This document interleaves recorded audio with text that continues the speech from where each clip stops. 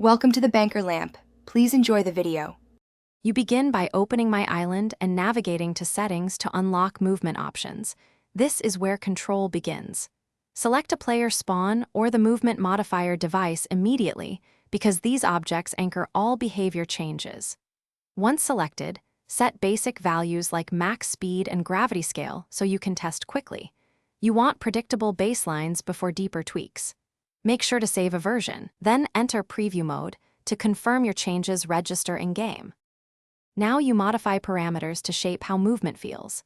Increase max speed for faster runs, reduce acceleration for heavier momentum, or raise jump z-velocity for higher hops. Each change alters player feedback, so adjust in small increments. Once done, use gravity scale and friction to achieve floaty or grounded motion. Connect triggers or timers to the movement modifier to switch settings dynamically during matches, and test each combination in preview so you understand cause and effect.